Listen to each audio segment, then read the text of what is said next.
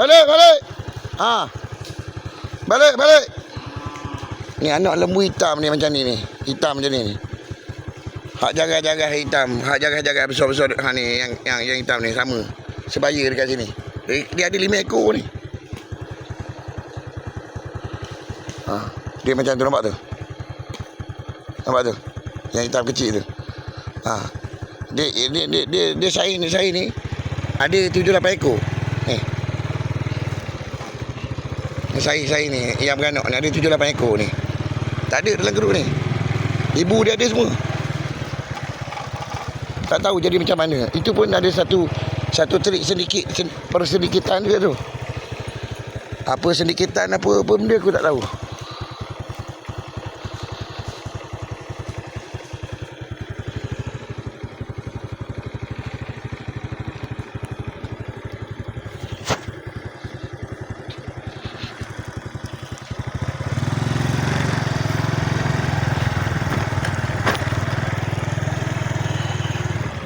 Balik, balik.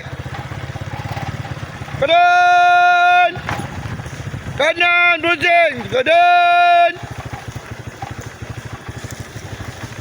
Sebab selalunya kalau mak aku masuk pagi-pagi, dia pukul 6.30.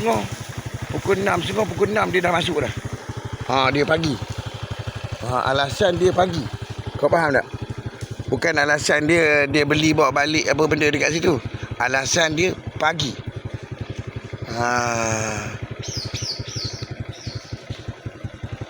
Yang seorang lagi tu alasan dia petang dia kena curi lembu tu. Dia macam Hamid Andani ni gitu kan. Petang alasan dia. Yang Yusri tu dia tengah hari. Aku tak tahu macam mana dia boleh fikir dia ada lembu. Lepas dia khabar dia berkawan baik dengan aku. Lembu yang kita bawa balik tu sebelum pada tu dia jual lembu putih tu.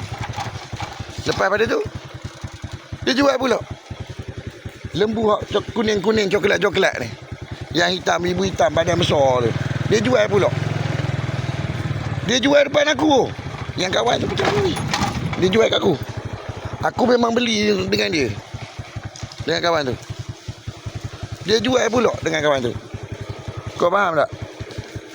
Untuk dia, dia cerita dia nak beli untuk bini dia, Ain. Yang tu orang tu tanya tu. Yang itu ada perbualan apa benda dekat kedai kopi. Aku pun naik heran kau tahu. Nak minta tanya lah. Yang beli lembu hitam tu balik tu. Aku beli dengan dia. Sebab dia kata tak muat lori. Aku buat masa tu beli durian. Nak beli durian dekat Maran sana. Lepas tu orang Maran tu kata kita pergi sana lah. Dia kata kau pergi tu ada job. Ada orang telefon, tak tahu angkat apa. Aku kata kau ada permit apa? Permit angkat lori. Angkat lori. Angkat kenderaan. Kereta, motor ni apa benda. Buah-buahan ni. Tapi kalau barang-barang industri aku tak ada angkat.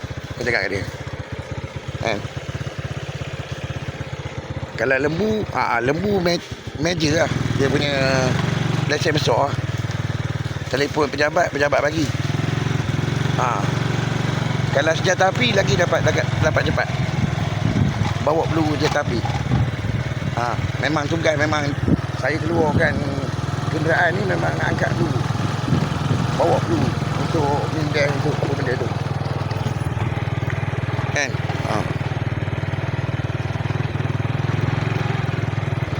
Jadi hari ni angkatlah lembu tu.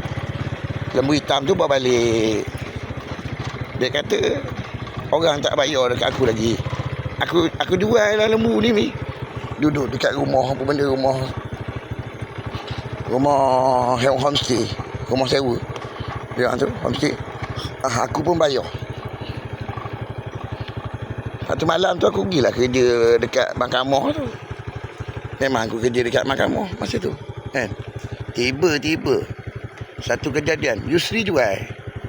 Nak minta polis siasat pengurus Fedah ni siasat jadi macam mana budak Yusri ni. Pelik-pelik sungguh dia ni.